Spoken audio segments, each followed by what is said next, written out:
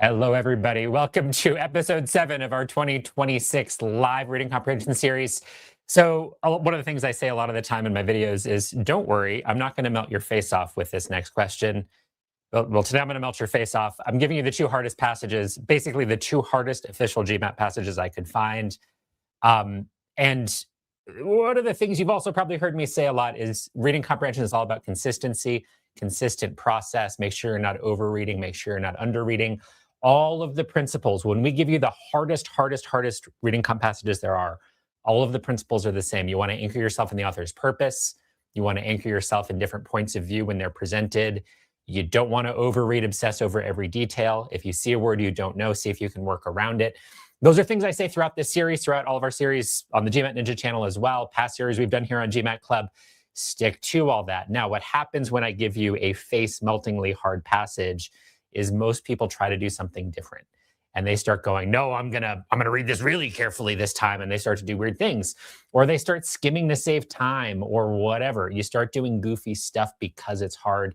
Don't do that. If you stick to your process, I promise good things will happen.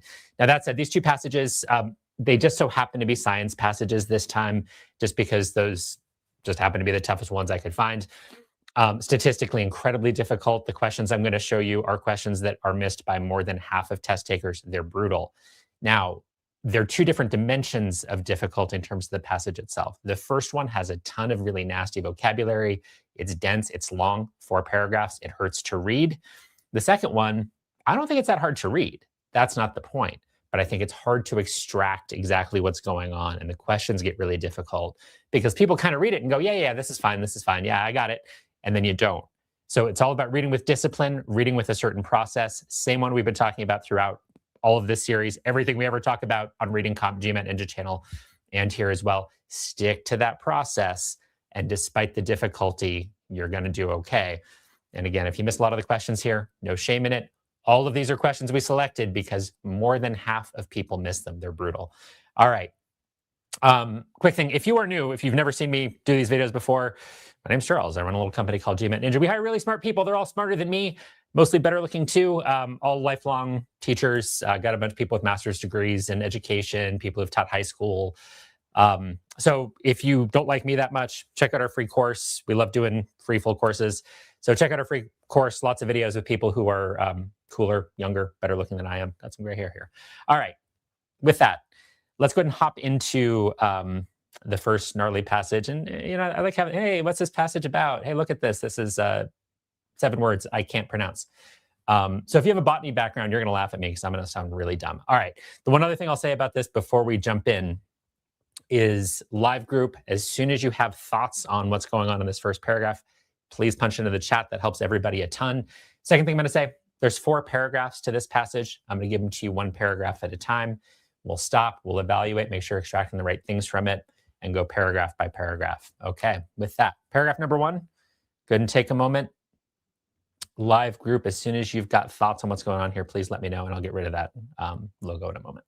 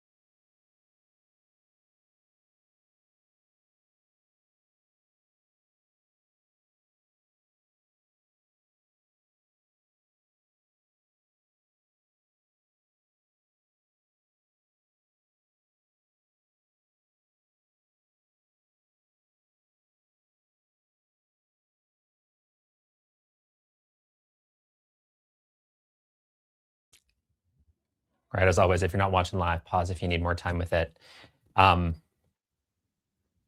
Okay, so on these tougher passages, sometimes it feels like a paragraph can just turn into just a mud of facts, and fight for it not to be that way. I will say that as you go through all 4 paragraphs, there's a lot of facts, there's a lot of words, there's a lot of terms, a lot of terminology here. Don't let it turn into that. Think about, why is the author writing this? Julia, great to see you here again. Loved your energy in some of the previous live sessions. Yeah, I mean, you're barking up the right tree there. I love it. So my thinking here is, okay, we've got a bunch of stuff about plants and how they work. Why did the author write this? Why is this here? And what's really nice about this paragraph, you don't always get this so clearly, is the author is trying to answer a very specific question, right? So the purpose is to explain why it is that these plant cells have different functions, even though they have the same genes. Thank you, James. You and live group, thank you so much for punching stuff in. It helps me. I love this. A lot of the time, what you write in isn't exactly what you're thinking, but sometimes it does illustrate things that people do that can hurt themselves. I'd be careful, because I don't think this is enough. Is it just an introduction? It is an introduction, but I think the author has a clear purpose, and I want you to really fight for that as you read. So what's the author's purpose here? So I'll say author's purpose. So explain why it is that genes have, we'll say, plant cells have different functions.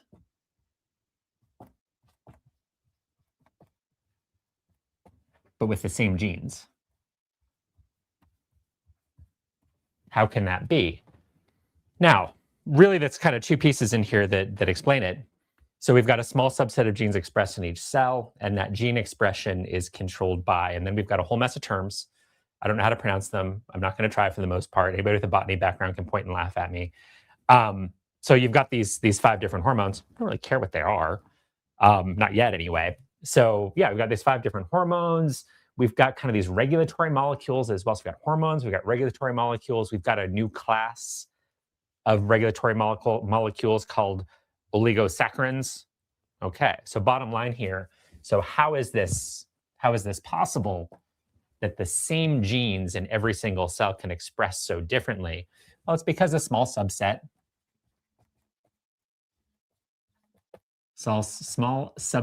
is expressed. And all of that expression, controlled by, we'll say, 5 major hormones.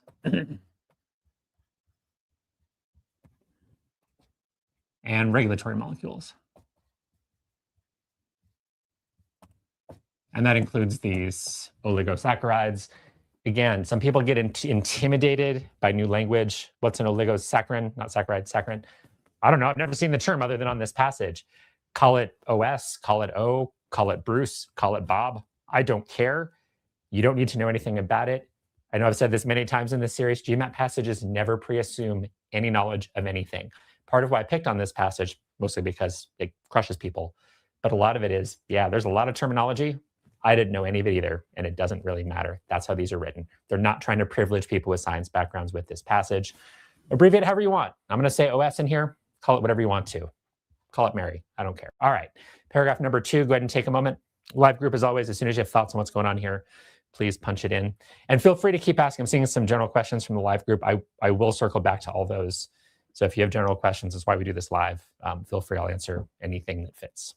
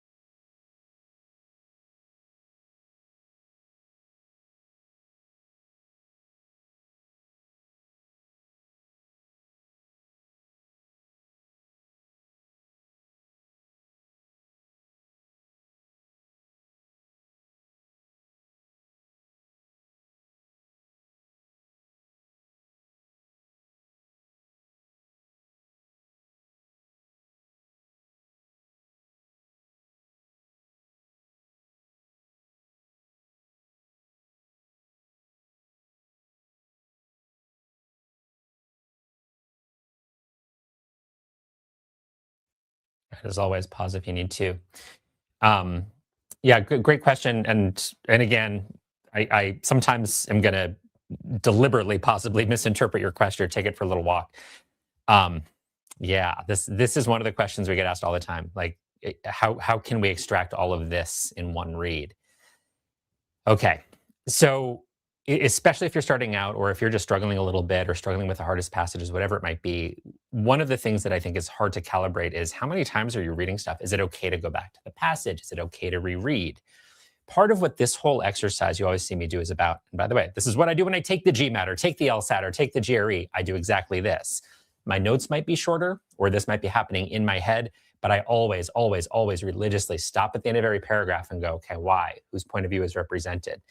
If I have to reread a part of, so in this case, the second paragraph, to get to that understanding, I read it a second time, no big deal.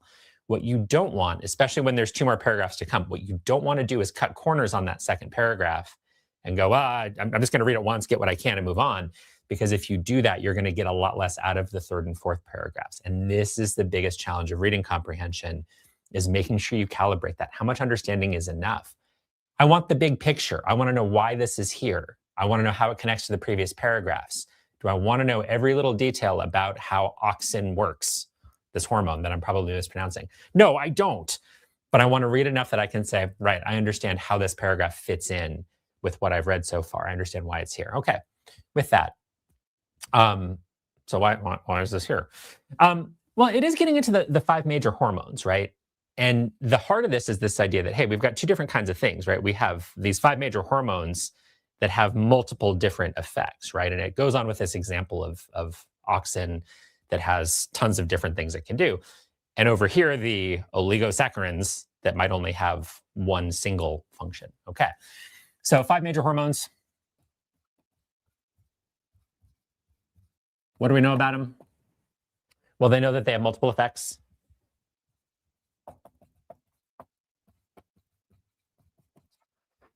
And again, example is this thing, auxin. If you want to dive into those details, you can. My instinct here is, what am I going to do? Like memorize the whatever 6 different things here they say about it? I don't care, at least not yet, but I know where to find it if I need to find it. So I'm not going to grip too hard.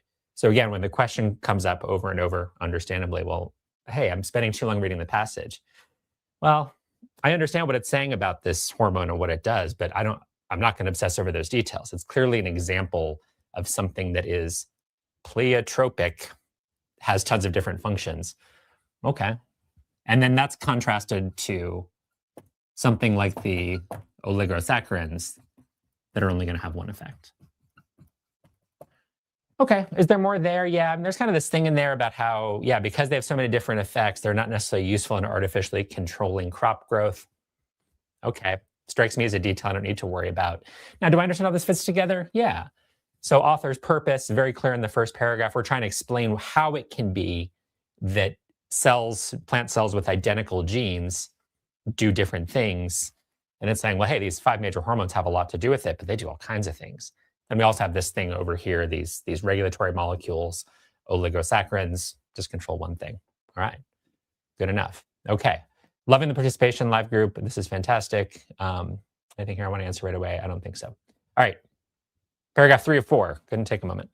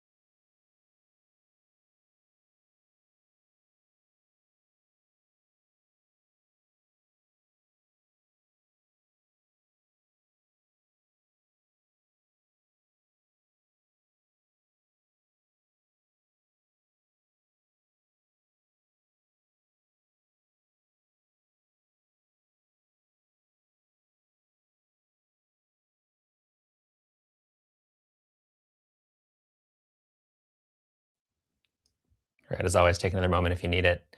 Um, yeah, live group, thank you. Seen great questions here. Um, Zooming out with paragraph 3. I'd be careful with that. And Julie, just I've seen you in here. I know that there's more to what's going on in your head here. But I'm not sure how much that helps, right? You still want to anchor it zooming out. Well, but how does that anchor to the first two paragraphs? So that if this is what any of you are thinking, I'd want you to still go right, but it's a third paragraph. How does it connect to the previous two? Is that enough, or is there more to think about there? And Julie, I think you're thinking about all kinds of things in addition to that, and you're not wrong. I would just say that that's not enough. Awesome question here. Oops, it is not popping up on the screen. There we go. Great question. Um, so I don't think it's possible or practical to say on every line, I'm asking, why did the author write this? Because I don't think you can know a lot of the time until you get to the end of a paragraph or sometimes even the end of the passage. I want this to be something. So, again, what I model in all of these videos and encourage you guys to do, and really helps you in the long run if you can nail this, stop at the end of every paragraph and go, okay, why? Why is this here? Um, Read the paragraph first, though, because I think if you're hanging on every single line, like why did the author say this very specific thing about, I don't know, the hormones from the hypothalamus in the brain stimulating the anterior lobe of the pituitary gland? Why is the author writing this? You can drive yourself crazy if you go line by line. So it's really just the end of the paragraph to go, okay, what's the purpose of this really? And again, often thinking about point of view helps you get there. Um, Okay. So what I'm getting out of this, really, this strikes me as an analogy to help drive home the point about what is pleiotropy. And again, is that a word I've ever heard before this passage? Nope. Doesn't matter. If it's a specific piece of vocabulary, they're always going to define it. Don't get intimidated. Use it. Don't use it. Abbreviate it as P. Call it Frank. I don't care. But this idea that hormones have multiple effects, they're giving us an analogy in terms of how that works in animals. So we'll say hormone analogy in animals. And you see not only multiple effects, but you also see a hierarchy. Hierarchy. So it's like these hormones can kind of cause chain reactions, and they can cause, somewhat of a hierarchy where this one leads to something happening with these hormones and that hormone. Is okay. Well, it's kind of the same idea as what happens in plants. Okay. So are we seeing a strong opinion by the author here? No, I think that's part of what makes this hard. And I think our eyes glaze over. I'm on paragraph 3. It's still going. I look at my watch, shocked to see that it's still the month of April. Um, but you kind of see the story that's happening here, right? So very clear purpose in the first paragraph. Author's trying to explain how this is possible, that these cells have identical genes, but they do different things. Okay, well, there's regulatory molecules, the oligosaccharides. You also have hormones that do all kinds of things. Hormones do all kinds of things. Hey, same as in animals. They do all kinds of things, and there's even a hierarchy there. Okay, cool. So very complex function of these molecules, of these hormones. All right, great. Okay, fourth and final paragraph. So live group, as soon as you think you know what's going on, great. And if you have a thought on kind of, what's the overall purpose, any takeaways from the passage as a whole as you stitch these 4 paragraphs together, if you have any thoughts on that, punch it in, please.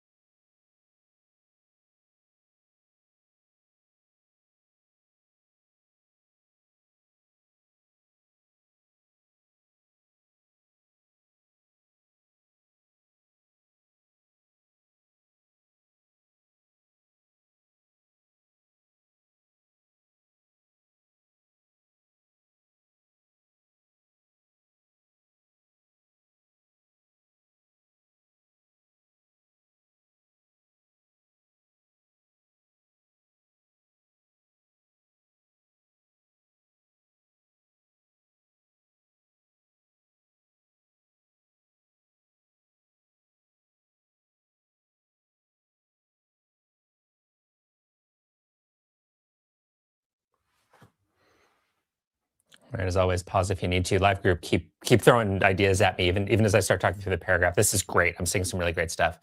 And again, apologies for mispronunciations. Sweta, I love this. I noticed your capitalization there. The P may function in caps. Yeah, that's kind of exactly what I have sort of in my initial notes first time reading through this passage. What is the author trying to do here? Well, it's getting back to, again, so it all kind of built up to this. Well, how is it, this whole thing of, well, how is it that cells with identical genes can do all these different things? Well, we've got hormones, regulatory molecules, et cetera, et cetera. They do lots of different things. There might be a hierarchy just like there is in animals. And really, paragraph 4 is just going a level deeper on that and saying pretty clearly and not at the same time. So the hierarchy described in the previous paragraph may exist in plants. Okay, is the author saying it definitely does? No, author's saying, hey, that might be the case. And then it kind of goes through the pathway a little bit. So we'll awesome work with that. So the hormones going to activate enzymes. And then these are going to do different things, right? So it can release specific chemical messengers, such as the oligosaccharides that might have been in your protein bar this morning from the cell wall. So, okay, so hormones, they can do lots of different things, release enzymes, which can then release, we'll say, specific chemicals from the cell wall. We'll say from the wall. And this could include your oligosaccharides. Okay, all right. So this all hopefully makes sense. You see how everything's stitched together. Long passage. A couple thoughts on this. One is it's rare that you're going to see anything this long on the GMAT. It is fair game. But the GMAT does try very hard to balance the length of questions. So how long it takes people on average to do the questions. So odds are good. If you see a passage this long, you will not see any others that are nearly this long. The others will be shorter or at least quicker. So if you see this, don't freak out. It's all going to balance out over the course of your verbal section. I'm also seeing some really good questions from the group. Lucario. Yeah, I love it every time somebody brings this up, even though we're talking about something specific, hard reading comp passages, because this is so common. I think about 70% of GMAT test takers struggle with clarity under pressure, test anxiety, whatever you want to call it. It would be, we talk about this for hours. What I would encourage you to do, so if you check out that QR code I showed at the beginning of the video with our free GMAT course, there's a bunch of resources for test anxiety there. And even if you don't feel consciously anxious exactly, even if you just go, wait a minute, under pressure, my brain's not as clear. We have a lot of resources for mental clarity. We have a couple of psychologists on staff who help people with that. So watch some of our videos on things like, what does a pre-exam routine look like? How do you reset if your brain starts racing in a bad way? What does it mean to feel anxious? So check those out. Go to the GMAT Ninja YouTube channel, or just Google GMAT Ninja test anxiety, or check out that QR code. All of that is baked into our full free course. Two more really great questions I saw in here, and then we will get to the questions on this passage. Yeah, this is another one that a lot of reasons why that might be happening for you. Sometimes when I see this, a lot of it is a question of how good are you at engaging in what you read? And for some people who might have studied, let's say a lot of English or whatever, studied a lot of literature, they're really good at this. They've practiced this skill of engaged reading, and sometimes it's really hard to do. No quick fix for this. But I think if you haven't done a ton of reading of texts that look like this, let's say you've mostly read textbooks or things that are easy to read, leisure literature, romance novels and textbooks. If that's been your diet, reading this kind of stuff can be challenging. Keep at it. The muscle you're trying to develop is that muscle where you can get to the end of the paragraph and go, okay, I can put all this together as I read. So it's a skill you develop, and it can be tough. Yes, thank you. This is one of the questions I wanted to answer. Thank you for putting it back into the chat, because it's easier when it's at the end. This is a little bit off topic. The short version is, if you are just starting to study and you do not have a baseline score at all, please take an official practice test at MBA.com, because the train wreck that I see over and over, I see people study for months, hundreds of hours, literally hundreds of hours. and they say, oh, I want to get a 685 on the GMAT. And we'll say, well, where do you stand? And they say, I don't know. I've never taken a practice test. I'm like, you just spent 600 hours studying and you don't know where you stand. So taking that practice test so you at least have a number is really good. And yeah, is there going to be some rust? Of course. Is it going to be an underperformance to some degree? Yes, of course. But the perspective of, wait a minute, I've got to gain 300 points. How common is that? If let's say you're that far away, it's really useful. So if you want to do a few questions first before you take a practice test, fine. But it's really useful to have something. Keep in mind that on average, and this is statistics from GMAT, the people who make the test, the average person who retakes the GMAT improves by only 30 points on average. So improvements of over 100 points, can they happen? 100%. They take a lot of work. So at least you want to know what you're up against early is my point. So if you need 100 points to achieve your goal, that's a lot. You need 30 points? Awesome. That's not so much. So get that number. And yes, it's going to be a little deflated at first, but it's still really, really useful because if you're 400 points away, you're going to have to do some very different life planning than if you're 40 points away. What genre of writing is this? Standardized exam writing. It's not that much fun. Not something you would read anywhere else in life, I don't think. All right. I don't think we're going to have time for all of the questions on this passage. We're already coming up on the half-hour mark, but let's have you start with this one.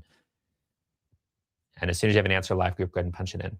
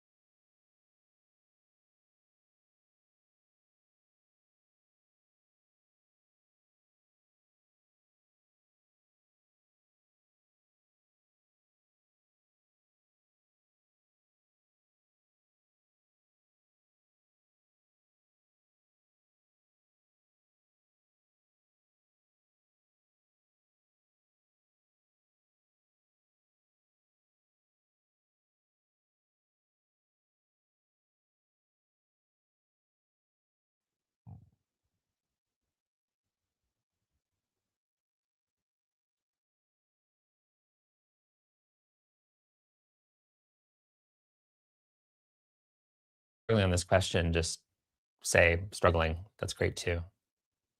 And I'm going to go ahead and jump in, but live group, keep it coming. Keep the chatter coming because I want to see how you guys are doing on this one. All right. So passage suggests that the place of hypothalamic hormones in the hormonal hierarchies of animals is similar to which the following in plants. I mean, my reaction to this first time I saw this question was, I don't remember anything about hypothalamic hormones. I didn't see the word hypothalamic. And then you go, well, wait a minute, where does it talk about animal hormones? Well, it's right in that third paragraph. And that's where we get the analogy, right? So the hormone analogy, the ones in plants are similar to the ones in animals. Well, how so?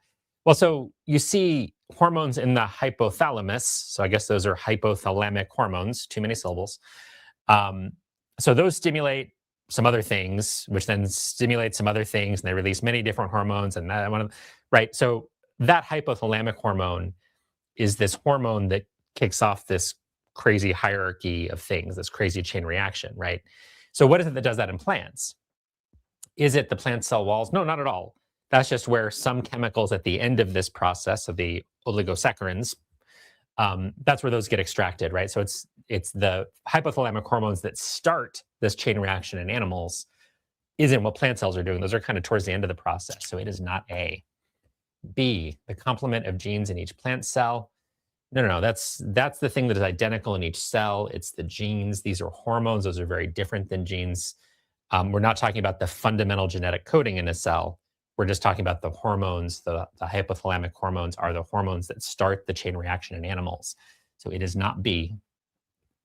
C, a subset of a plant cell's gene complement. Not at all. So a hormone is not a gene, and those two things are never equated at all in here. So it is not C. And what about D, the 5 major hormones? Yeah, that's exactly it. So it's the things that do all kinds of things and kick off this hormone hierarchy. So we're going to hang on to D. And E, the oligosaccharides, not at all. The oligosaccharides are very specific molecules that do very specific kinds of things. Okay. I'm eyeballing the time. I want to get this over within an hour, but I am seeing more great questions I want to go ahead and address. Yeah, a lot of this is just, it's the discipline of keeping at it, keep practicing, do it at your best study time. So if you're going to spend, I don't know, I'll make up numbers here, 15 hours a week studying, and you're going to devote 4 hours to verbal, or let's say 3 hours to reading comprehension, just to pick a number.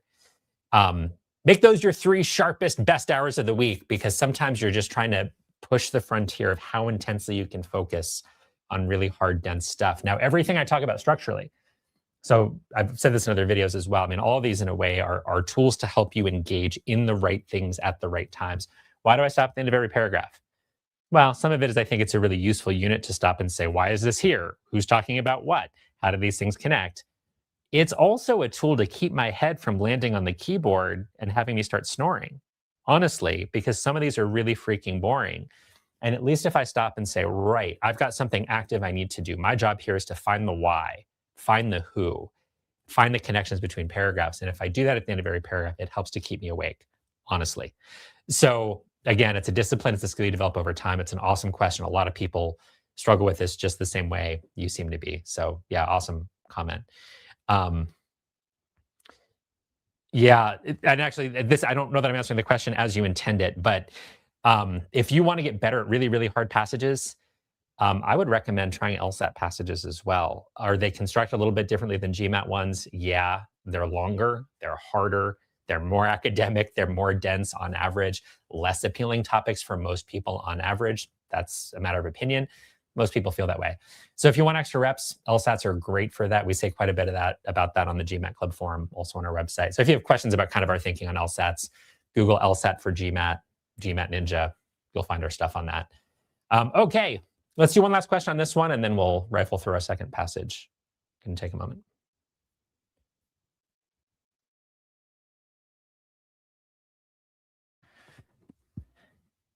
And again, guys, these are hard. So if you struggle, don't feel bad.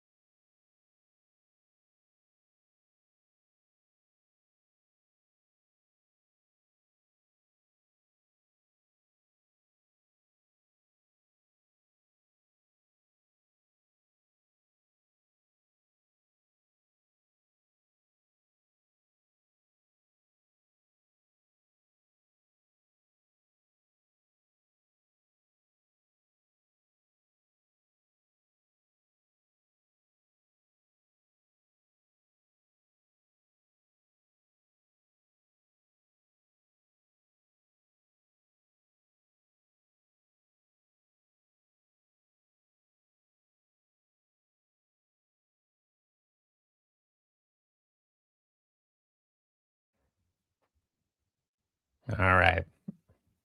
So again, these are no joke. I mean, more than half of people miss it. I'll keep saying that because a lot of the feeling of this is what's going on here? These are hard. So if you're struggling, you are absolutely not alone. Okay, according to the passage, which of the following best describes a function performed by oligosaccharides? What do we know about them? So take a moment, zoom out for a sec. What do we know about oligosaccharides? So these are the very specific regulatory molecules, right? So they got hormones up at the top of the hierarchy. These 5 major hormones kick off all of these different things that can happen. And eventually there's an enzyme and it extracts a specific chemical, an oligosaccharin, for example, from the cell wall. It's a fragment of the cell wall. And as you look at the very end of that, really end of the passage, so it is a type of chemical messenger, right? So a specific chemical messenger that's been released from the cell wall that has one function, not multiple. What function is that? Well, there's all kinds of different ones, right? So each one of those different oligosaccharides presumably has a different function. Okay. With that in mind, do these regulate the daily functioning of the plant cells? Now, this is a really tempting one because it doesn't really talk about, they're referred to as regulatory molecules. So in that first paragraph, so include hormones and other regulatory molecules. Oligosaccharides are presumably one of them. Do they regulate the daily functioning of the cells? That we don't know. What do these do? Again, this whole passage, what's the purpose? Why is it that the same genes lead to all these different things, right? How can you have plants and roots and stems and all this different stuff with the same genes? That's what this passage is about, not the daily functioning of plant cells. We know nothing about that. So regulatory molecules, yes. Daily functioning of plant cells, don't know. Got to get rid of it. B, interacting with one another to produce different chemicals. Nope. Oligosaccharides are at the end of the hierarchy. They're not interacting to produce different chemicals. C, releasing specific chemical messengers from a plant cell walls. No. Oligosaccharides are the chemical messenger released from the plant cell walls, or at least a type of them. D, producing the hormones that cause plant cells to differentiate to perform different functions. Nope. You think about that hierarchy, whole thing the passage led up to, hierarchy, right? This is at the end of the hierarchy. It's not the hormone. It doesn't produce the hormones. It's the thing produced after the hormones and the enzymes all do their thing. D is out. I really hope we like E. Otherwise, I messed up and I'm going to be embarrassed. Influencing the development of a plant's cells by controlling the expression of the cell's genes. That's what the whole thing's all about, right? So yeah, of course it does that. And E is our winner. All right, guys. Hope you had fun. If you enjoyed this one, even if you didn't, if you struggled on it, maybe even more importantly, go ahead and Google this. Google a piece of it. Get to it on GMAT Club. Lots more questions. Some of the questions are easier than this one. A couple of them are harder. So if you want to dive into this more, go for it. All right. A couple quick things before we get into our final. I'm going to skip that question. Final passage of the day. We only have 20 minutes for it, so I'm going to go pretty quickly on it. So we're doing this every Wednesday live. So this is our final reading comprehension episode for 2026 for this series. We are going to start critical reasoning next week. Probably about 8 episodes. We'll see. That depends on you guys. So come see us live, same time as today, Wednesdays, 8:30 a.m. Pacific time. If you have friends who are studying, please invite them. I love having you guys here live.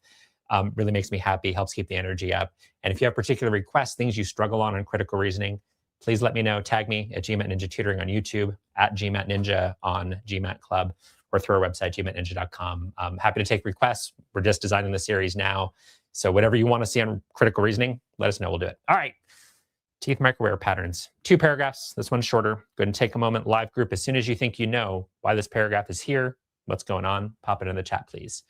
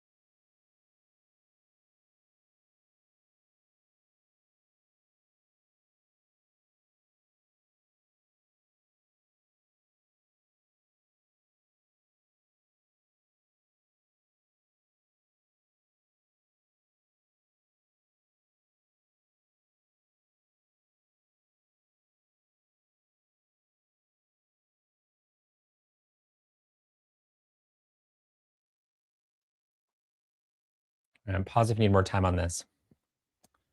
Okay. I think, I don't know. We'll see how you feel at the end of the whole passage. But my personal opinion, I think this one is more accessible than the first one. There's less specific vocabulary. It's shorter. It's only 2 paragraphs. Um, but I think what's tricky here is if you are reading with bad process, bad structure, you're going to decide that this is all about the microware patterns because that's the beginning of the paragraph, right? The first sentence, oh, microware patterns can do this thing. But what's really going on here? What's the point? What's the author going after? What's being said? What are the claims being made? Is it about microware patterns or is it about something else? And I'm seeing some good stuff out of the live group. Keep firing away, live group, and let me know kind of how you're thinking about this. Yeah, it's pretty interesting to see what you guys are coming up with. So keep it up. This is awesome. Now, as I read the whole thing and go, right, why? What are we doing here? I don't think it's about microware patterns. Maybe the second paragraph will be. I don't know. But I think it's more about the diet. That's what I think is going on here. And a lot of what can be hard is structures in the writing that are a little deceptive. Hey, I'm reading about microware patterns in teeth. No, I'm reading about what this guy, Walker, thinks about this specific extinct primate. Okay. So what is he saying about it?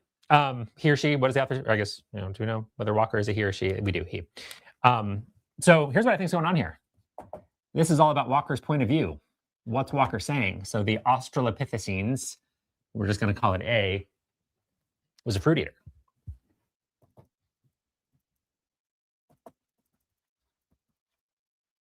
And again, don't let yourself ever get intimidated by specific vocabulary. Frugivorous, Australopithecine, they're never going to give you specific vocabulary that isn't defined or implied somewhere. They're very careful about that. So whatever you do, don't get intimidated. Some of what I see in harder passages, it's not that you can't understand it. It's that you kind of get triggered by these harder words. It's all going to be defined there. Okay, so he's concluding that the Australopithecines are fruit eaters. Why? How does he get there? Well, you've got these microware patterns, right?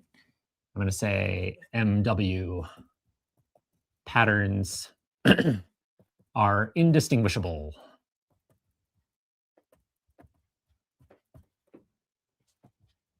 from modern primates. What was it?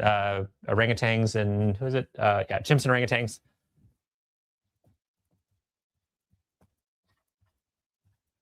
Orange gutans. So chimps and orangutans. And they are assumed fruit eaters. I think is the exact phrase in there. So commonly assumed to be frugivorous primates. Okay, so we assume, it's interesting the author's not saying we know it, right? We assume that chimps and orangutans are frugivorous. The microware patterns on these extinct Australopithecines have the same microware patterns, therefore must also eat fruit. Now, there's a little more to this, right? You kind of get your other points of view. So we've got, who's one of these guys? Jolly. So this guy Jolly says ate seeds. And we've got, I'm going to slaughter this pronunciation too, Saleh.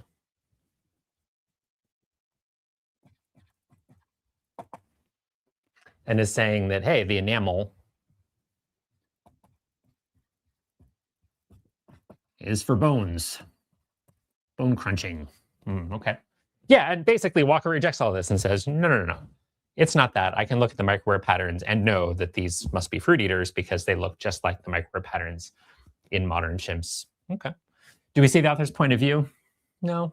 Again, I'm always asking myself that question. Sometimes the answer is just no, and that's okay. But, assumed fruit eaters. I think that's interesting. Do we know that they're fruit eaters? We don't. But this is all about Walker's point of view, Walker's rejection of these other two characters' views on what exactly this extinct primate ate. Okay. Anything interesting in here from the live group? Interesting for me, not going to toss anything on the screen. Okay. Yeah, Julia, I think this is good. Yeah, and where I'd be careful, and I don't know that you are doing this personally, but notice I'm not anticipating too much, right? I don't know what the next paragraph is going to give me. But this paragraph, 100%, it's setting up Walker versus these other authors in terms of Walker's view of what these extinct primates ate versus what these other people thought.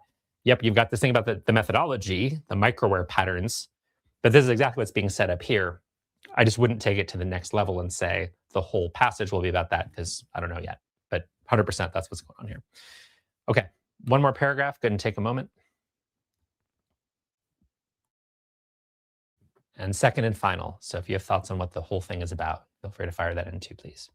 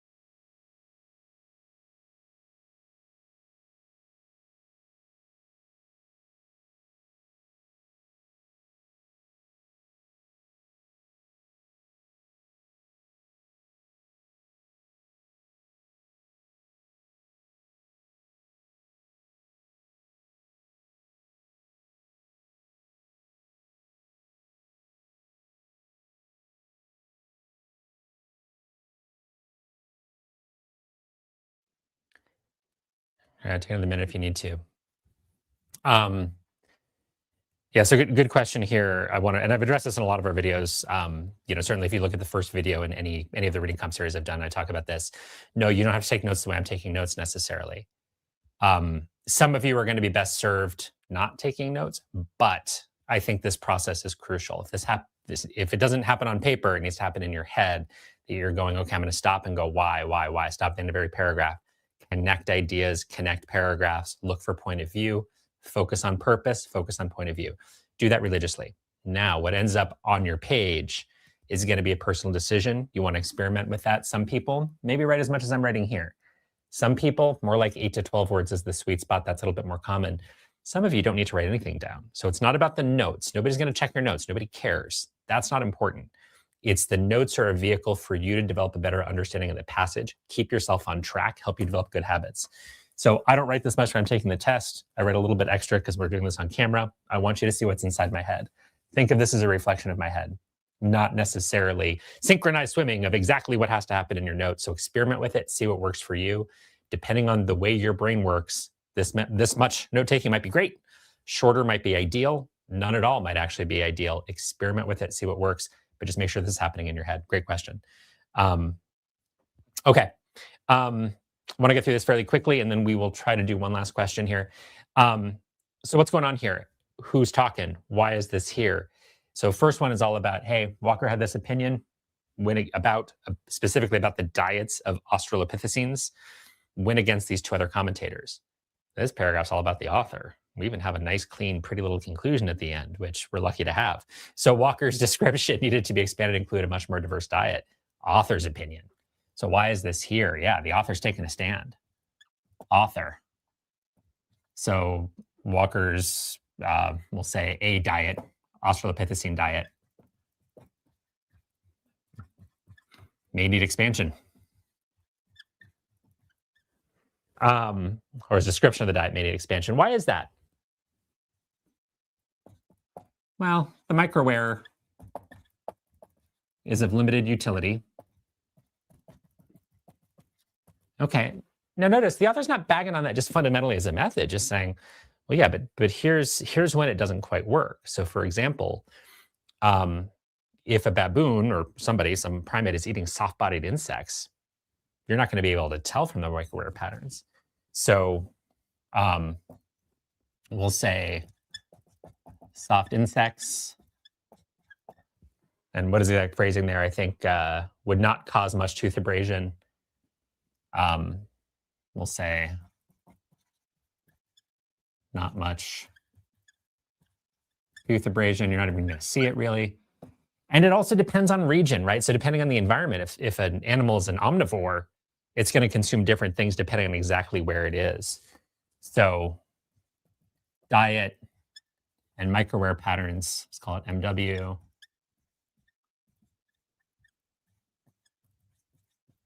differ by region. Okay, how does all this fit together? Again, always take that moment between paragraphs and go, not only ask yourself, why is this here? How does it fit together? Hey, here's Walker's stand. Walker's like, dude, I know these guys ate fruit. How do I know? Microwear patterns look just like modern chimps and orangutans. Therefore, fruit eaters. And the author's like, whoa, whoa, whoa. They might have eaten more than that. We don't know. Here's the problem with microwear. Can't show certain things. Soft-bodied insects, not going to show up. And different individuals will eat different things in different environments potentially. So maybe it's true that they're fruit eaters. Maybe it's true that they ate all kinds of things. We just don't know. Okay. We have time, I think, for one question. So go ahead and tackle this first one, and then we'll wrap up. Hopefully I'll see most of you next Wednesday, Critical Reasoning, episode 1. All right, go ahead and take a moment.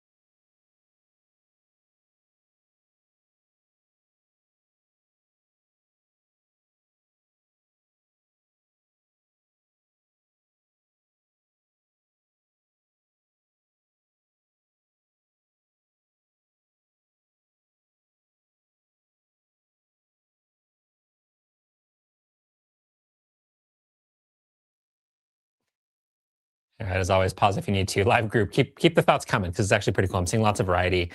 This is, again, I warned you at the beginning. I'll warn you again. These are all really, really, really, really tough today on purpose. I picked the hardest ones. So this is one of those where you can have a pretty good grasp of the gist of the passage and still look at this question and just go, wait, but how do I choose between the last 2 or the last 3? That's normal. It's hard. Okay. Primary concern of the passage. Now, to my eyes, this looks more like a debate over the diets of Australopithecines. But what makes this passage hard? It's not like the first one where I think the language is hard. I think it's intimidating. I think it's long. This one, not so long, not so intimidating. But is this about microwear patterns? Is this about Australopithecines? Is this about an academic? What is this? I feel pretty strongly, despite the fact that the first sentence of each paragraph starts with microwear patterns, I think this debate is really, hey, Walker thought these Australopithecines ate fruit based on evidence from microwear patterns of chimps and orangutans and also fossils. Okay. And then the author comes in and says, whoa, whoa, whoa, nope, that might need expansion. Here's why his methodology, Walker's methodology, is limited. So if they're soft-bodied insects, no tooth abrasion, won't even know they ate them. And then you also just have these regional differences. Okay, so I think this debate is fundamentally about an analysis of what this particular creature ate. And yes, the methodology is part of the question, but it's not the only thing. Okay, so we're primarily concerned with comparing 2 research methods for determining dietary habits, not comparing 2 methods. We really just have the one, right, that's discussed here, the microwear pattern, so that we can get rid of that one. B, describing and evaluating conjectures about a species' diet. That sounds pretty good. I'll hang on to that one. And again, you can be conservative. If you look at something and go, I just can't eliminate it, keep it. Evaluate it again on the second pass. It's fine if you only eliminate 2 or 3 things on the first run through. That's totally normal. That's fine. C, contrasting several explanations for a species' dietary habits. That doesn't work. We don't know the dietary habits. That's what we're trying to determine. We're not trying to explain known habits. We're trying to figure out what were their habits. C is out. D, discussing a new approach and advocating for its use in particular situations. Tempting, right? Are we discussing a new approach, microwear patterns? Yeah. Are we advocating its use in particular situations. No, the author is actually not advocating it. Author's not saying it's terrible, just saying, hey, there's limitations to it. So you can't say that the overall purpose or the overall concern of the passage is advocating its use. That's not quite what's going on here. Walker advocates its use, or seems to. The author does not. E, arguing that a particular research methodology does not contribute useful data. I think this is actually the most commonly chosen answer. I think even more so than the correct answer. Really subtle here. What's Walker's argument is microware pattern study, great. Author, it's limited. The author doesn't say it does not contribute useful data. He uses a very specific phrase, limited utility. It's not that it's not useful, it's of limited usefulness. Really subtle distinction there, but ease out because that is not primarily what the author's doing. The author's not saying, yeah, it doesn't contribute useful data, limited utility. And we could also argue about whether that's the primary concern. I would argue the primary concern is more about the diets of these creatures. But even if you think it's mostly about microware patterns, you can still eliminate E because the author is not saying it fails to contribute useful data at all. And our answer is B. I hope you like it. And yeah, hard. That's the whole point. All right. Hope you guys enjoyed this. I said I was going to melt your face off. I think I delivered for many of you. And again, if you enjoyed this, please come see us every Wednesday, at least for the next couple of months. We'll do some critical reasoning. Let us know what you want. Let us know what you want to see in these videos. If there's something else you really want to see live after the critical reasoning, let us know. If it's something that enough people are interested in, we'll do it. All right, live group, thank you so much for watching. Everybody, thank you so much for watching. As always, hit the like button, hit the subscribe button. Have fun studying and have fun reading these brutal, awful passages. Thanks, everybody.